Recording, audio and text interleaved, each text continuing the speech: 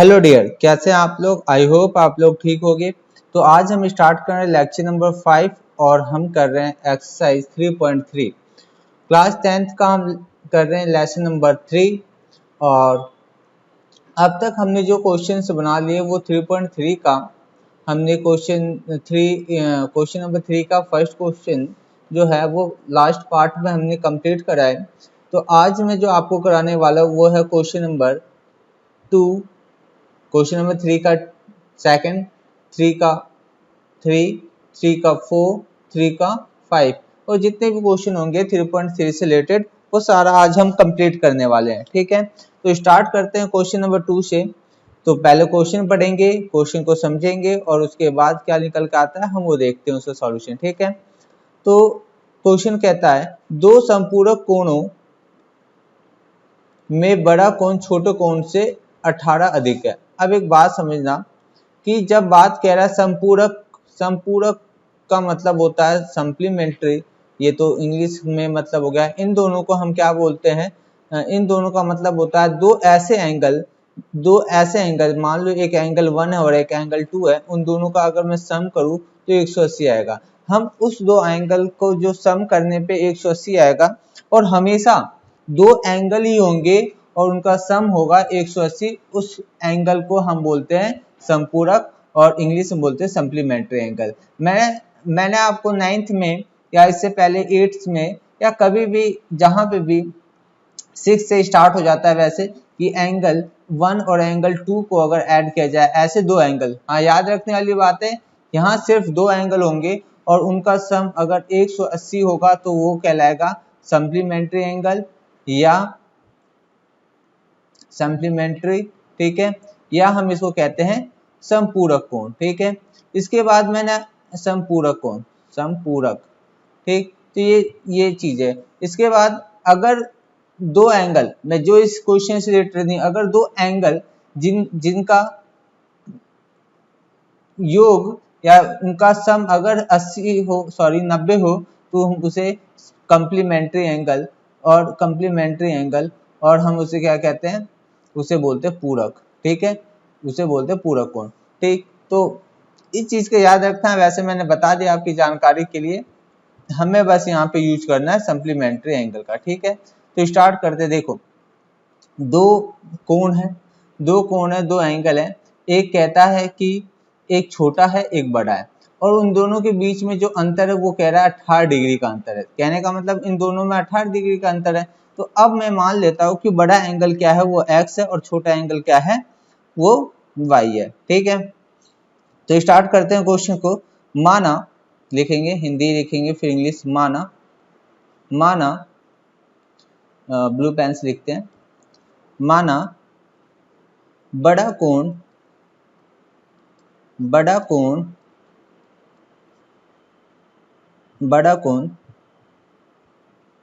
x, ठीक है, और फिर हम मान लेते हैं माना छोटा कोण y। ठीक है, इंग्लिश में लिख लेंगे हम लेट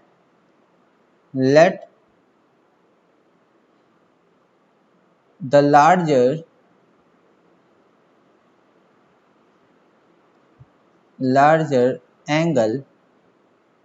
angle x और let the smaller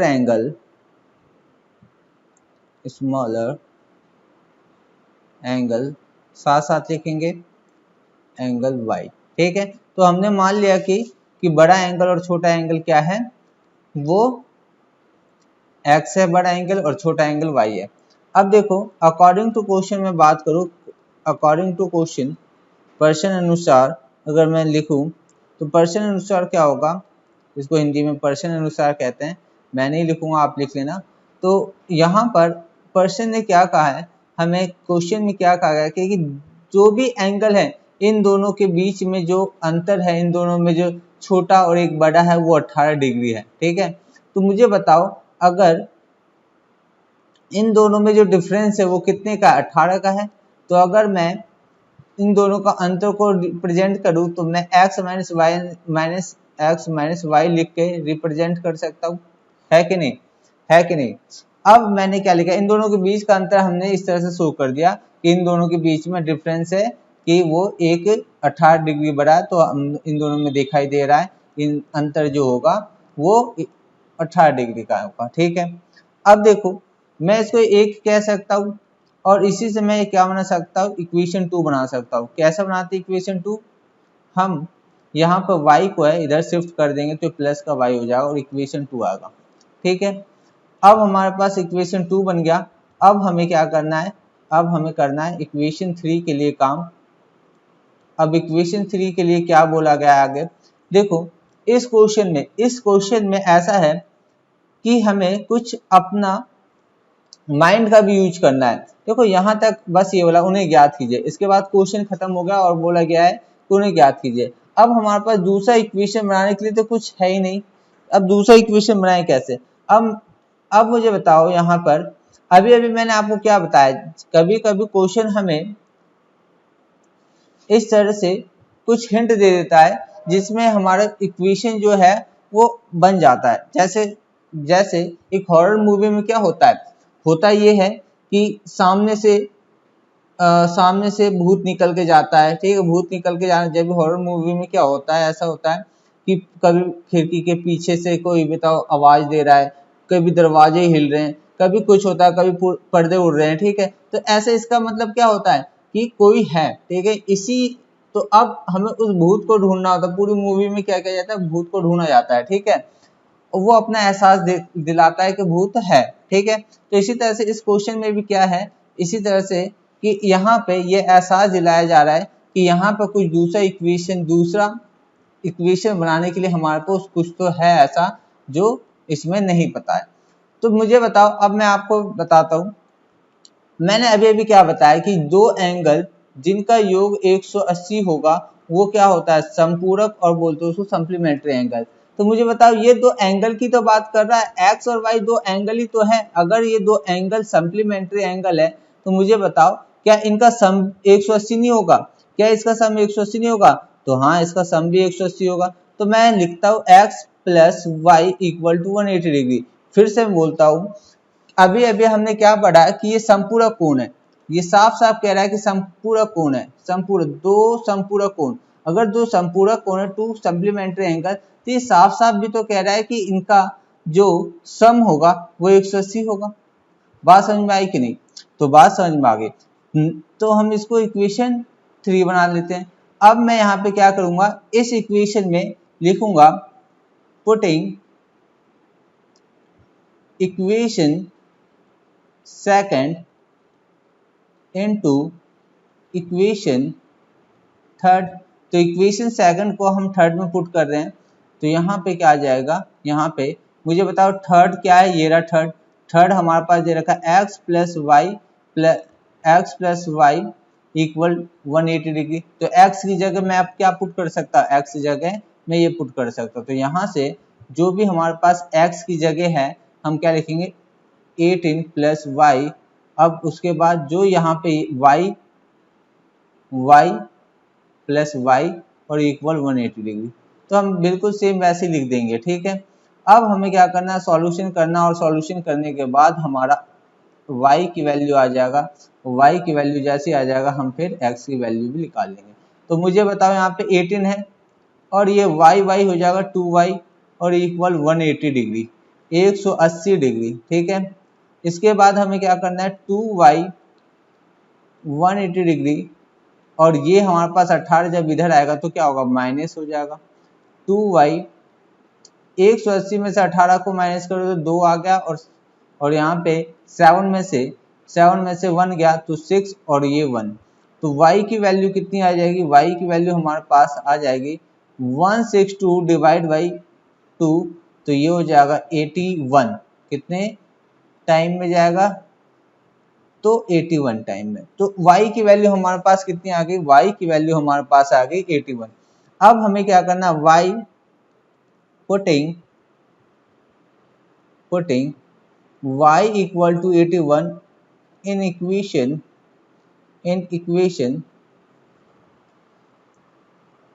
in equation second. तो हम यहाँ पे क्या करने वाले, इक्वेशन सेकंड ये रहा हमारे पास, ये रहा इक्वेशन सेकंड, ये हमारे पास x इक्वल 18 प्लस वाई। तो हम इसमें पुट करने वाले हैं, x की वैल्यू निकालने वाले हैं हम यहाँ पे। तो हमारे पास क्या आ जाएगा, हमारे पास ये आएगा कि y की वैल्यू हमारे पास क्या है 81, यहाँ पुट कर दिया हमने। y की जगह क्या रख दिया, अब हमने y की जगह 81 रख दिया। अब बस हमें ऐड कर लेना और हमारा आंसर आ गया 99। अब देखो दिक्कत हो सकती है आपको कि मैंने यहाँ पे हिंदी में नहीं लिखा, यहाँ पे आपको अगर लिखना है हिंदी में भी लिख लो समीकरण 2 को समीकरण 3 में रखा। तो समीकरण 2 को हमने 3 में रख दिया और इसी तरह से हमने क्या किया, हमने यहाँ पे भी पुट करके दिखा दिया कि इक्वेशन सेकंड में हम क्या करेंगे, समीकरण इक्वेशन 2 में हम y की वैल्यू पुट करेंगे। तो हमें क्या पता चल गया कि एक कोण जो होगा, अतः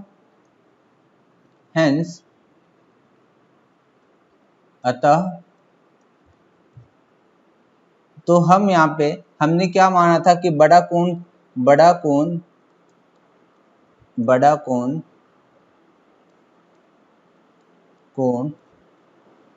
की वैल्यू क्या है, x माना था, तो हमने 99 डिग्री है। बड़े कोण का जो वैल्यू है वो कितना होगा 99, और छोटा कोण जो होगा वो y की वैल्यू है, y माना था, तो y की वैल्यू हमारे पास क्या है 81। मैं यहाँ पे डिग्री लगाऊंगा क्योंकि यहाँ पे एंगल में कहा गया है। इंग्लिश में भी लिख देते हैं, तो लिख देंगे लार्जर एंगल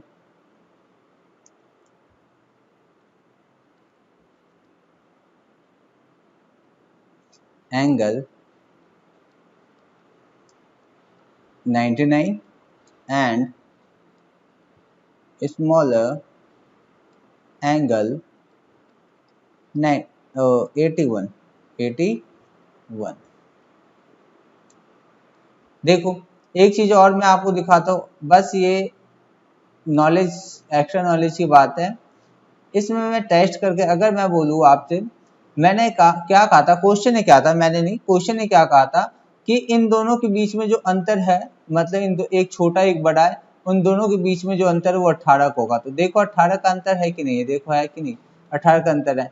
और मैंने एक चीज और बोला था, दूसरा इक्वेशन ये कह रहा था कि ये दोनों जोड़ा जाएगा तो 180 होगा, क्योंकि एक ये सप्लीमेंट्री एंगल है, ये संपूरक कोण है। तो अब मुझे बताओ क्या ये दोनों एंगल जोड़ के क्या 180 आ रहे हैं, तो देखो ये सच में 180 आ रहा है। तो हमारा आंसर ठीक है, हम इस तरह से आंसर भी चेक कर सकते हैं। तो यहाँ पे हमारा क्वेश्चन नंबर 3 का सेकंड खत्म होता है। अब हम चलते हैं नेक्स्ट क्वेश्चन पे, जो हमारा क्वेश्चन नंबर है थर्ड। अब हम करते हैं क्वेश्चन नंबर 3। अब इसमें हमें जो सॉल्यूशन करना है बहुत ही इजी सॉल्यूशन है। पहले क्वेश्चन को पढ़ लेते हैं, फिर उसके बाद देखते हैं कि क्या करना है हमें। तो कहता है एक क्रिकेट टीम के कोच ने 7 बल्ले, कितने बल्ले, 7 बल्ले तथा 6 गेंद 3800 रुपये में खरीदे, 3800 रुपये में खरीदे, ठीक है।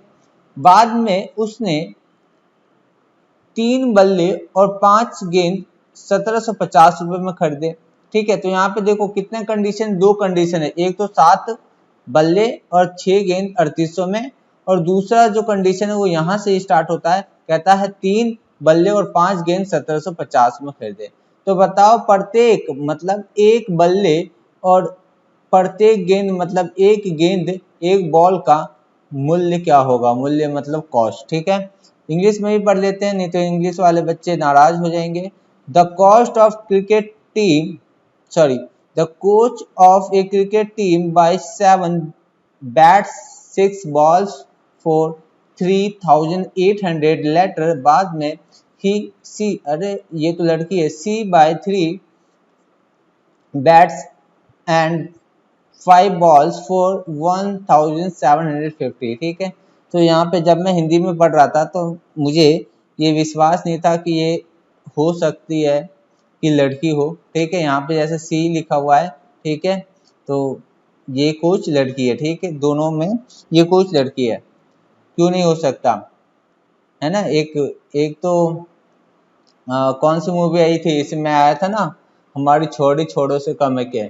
तो ये कौन सी मूवी का डायलॉग है, जिसको भी पता चले ये मुझे बताना। ठीक है, तो मैं इंतजार करूंगा मैसेज का, जिसको भी पता हो ये डायलॉग कौन सी मूवी का वो मुझे बता सकता है। अच्छी बात है। तो इसमें जो कोच है वो लड़की है, नारी सशक्तिकरण। तो यहाँ पर मैं क्वेश्चन कराता हूँ, क्वेश्चन पाते हैं। तो मैं यहाँ पे क्या कह रहा था, 7 बैट्स है और 6 गेंद है पहले वाले कंडीशन में। तो मुझे मान लेना चाहिए, माना, मैं लिख लेता हूँ माना, पहले हिंदी में माना, बल्ले की कीमत, एक बल्ले की कीमत है कि नहीं, माना एक बल्ले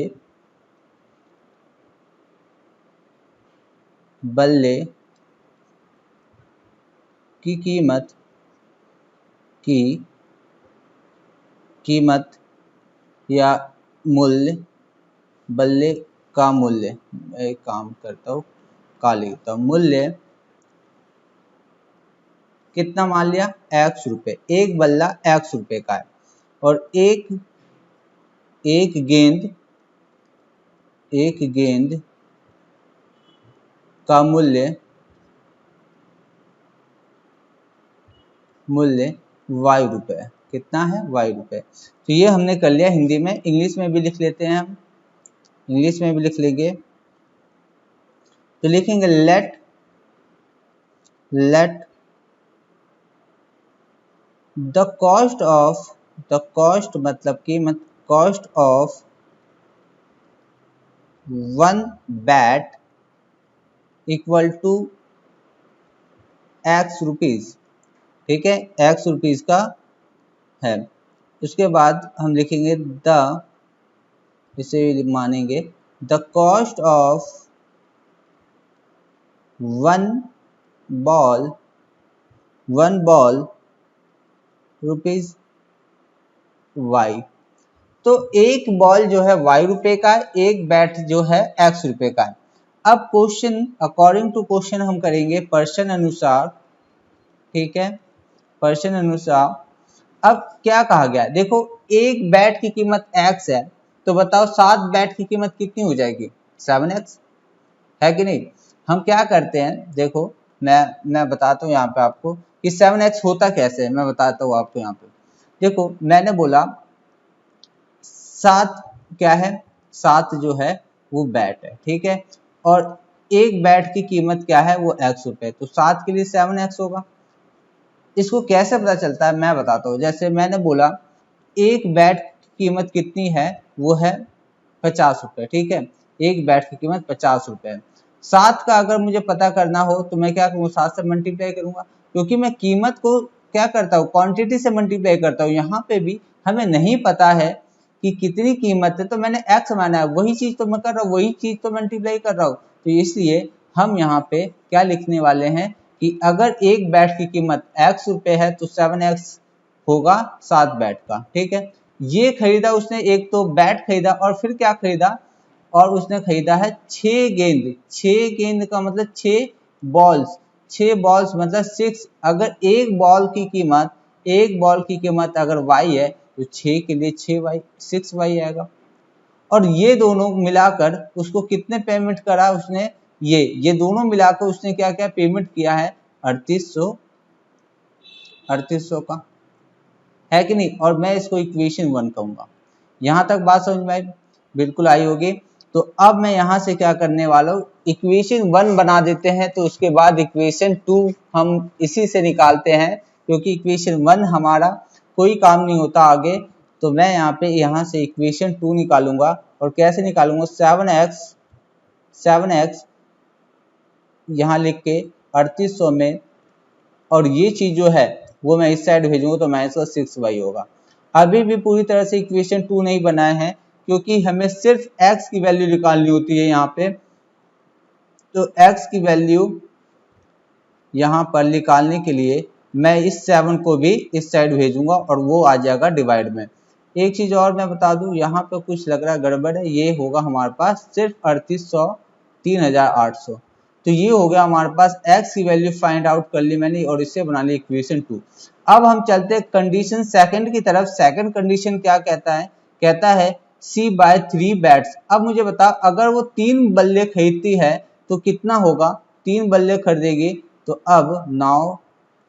अब क्या होगा, 3x मतलब 3x, 3 बल्ले, एक बल्ले की कीमत अगर x है तो 3 के लिए 3x, और उसके बाद वो 5 बॉल खरीदती है, यहाँ पे साफ साफ लिखा 5 बॉल खरीदती है, तो एक की कीमत अगर y है तो बॉल 5 लेगी तो 5y, और ये दोनों मिलाकर कितना पेमेंट कर रही है, 1750। कितना कर रही है, 1750।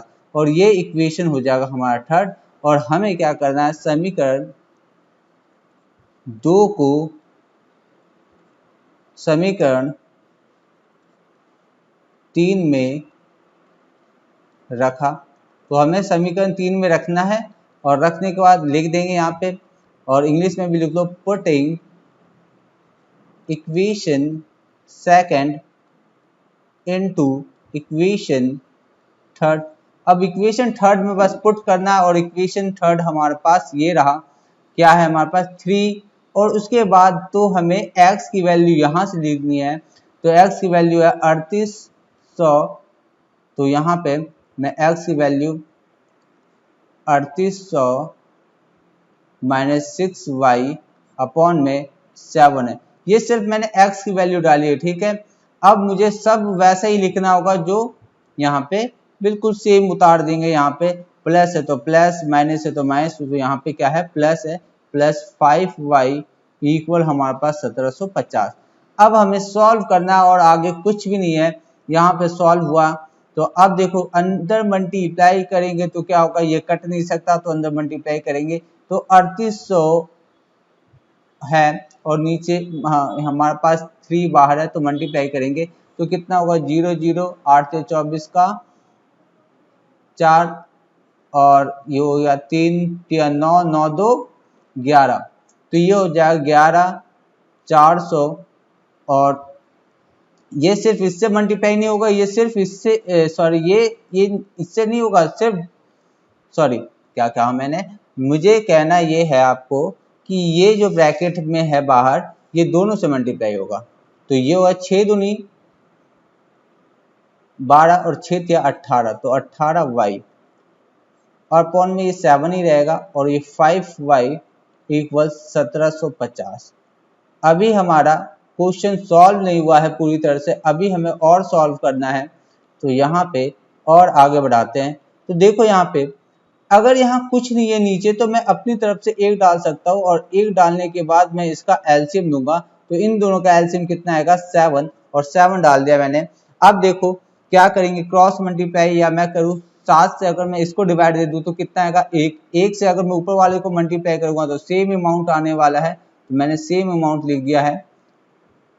इसके बाद 1 से अगर इसे डिवाइड करेंगे तो 7 आएगा, और 7 से मल्टीप्लाई करेंगे तो कितना आएगा, 5 को मल्टीप्लाई करो, 7 पंजे 35y, और इक्वल हो गया 1750, है कि नहीं।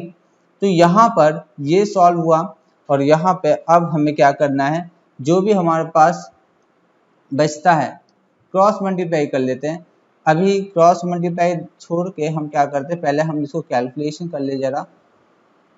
तो ये भी y है और ये भी y है, तो 35y में से 18y अगर हटा दिया जाए तो कितना होगा, ये हो जाएगा 7, ये हो गया 7, और ये 2 में से 1 गया, कितना आ गया, 2 में से 1 गया तो 1, तो 17 आएगा। 17 प्लस में है क्योंकि प्लस का नंबर बड़ा है, ये प्लस का साइन बड़ा है, तो यहाँ पे 17y और अपॉन में 7 अपॉन में 7, और ये हो जाएगा हमारे पास 1750।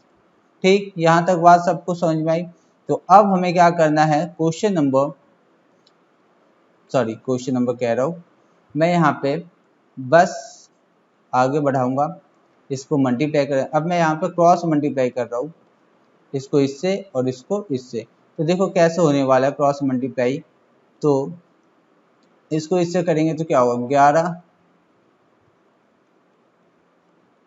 इसको इससे करेंगे कितना होगा, तो 1750 है और मल्टीप्लाई करो 7 से, तो ये कितना होगा 7 7 35, 5 हाथ मेरा 3, 7 7 49, 49 50 51 52, 52 का 2 हाथ में रहा 5, 7 5 12, तो ये हो गया 12,250। अब यहाँ पे 17y को रख लेंगे यहीं पे और 12,250 को क्या करेंगे 11,400, 11,400। अब हमें y की वैल्यू निकालनी है, सिर्फ पहुंच रहे हैं y की वैल्यू की तरफ। तो 12,250 में से 11,400 माइनस करेंगे कितना आएगा, ये हो जाएगा 0 5, 12 में से 4 गया 8 और ये हो जाएगा हमारे पास 0 0। ठीक है, तो 850 आएगा, तो यहाँ 850 आ गया है। इसके बाद ये हमारे पास y की वैल्यू हम निकाल ले तो 850 डिवाइड बाई 17 और ये हमारे पास आ गया है 50 बार में। तो y की वैल्यू 50 आ गया है, y की वैल्यू 50 आ गया है। इसका मतलब है कि y हमने क्या माना था बॉल, बॉल की कीमत आ गई है 50। लेकिन अभी वो स्टेटमेंट नहीं लिखेंगे, अभी हम क्या करें y बराबर 50, इसको इस तरह से लिखते हैं putting y equal to 50 in equation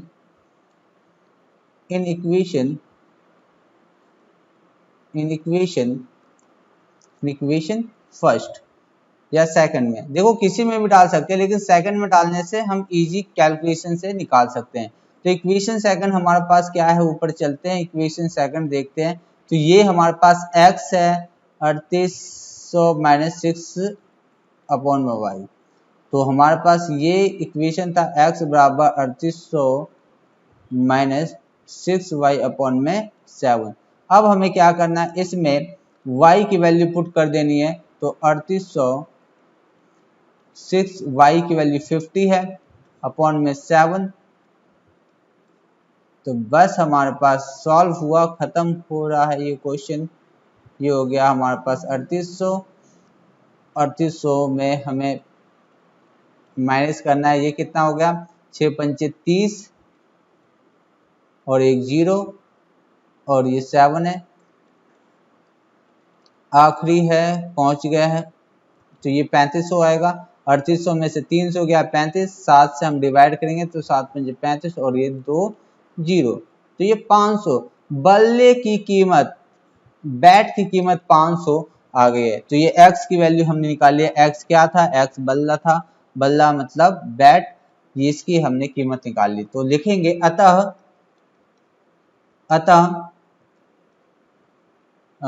bat को क्या बोलते हैं, बल्ला। हाँ, बल्ले की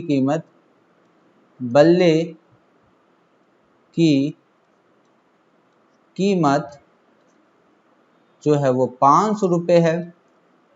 इंग्लिश में लिख देंगे द कॉस्ट ऑफ, एक बल्ला था ना, तो एक बल्ले, the cost of 1 bat equal to 500 rupees. अब और लिखेंगे आगे हम क्या लिखेंगे, आगे हम ये लिखेंगे कि एक गेंद की कीमत वो 50 रुपये है। वो कितनी है, 50 रुपये। इंग्लिश में लिखेंगे the cost of 1 ball 50 rupees, sign लगा दो। अब हमारे पास जो रुपीज का साइन है वो हम लगाएंगे, ये रुपीज का साइन है, ये हमारे पास रुपीज का साइन है। तो ये हुआ हमारा क्वेश्चन नंबर कौन सा था, थर्ड।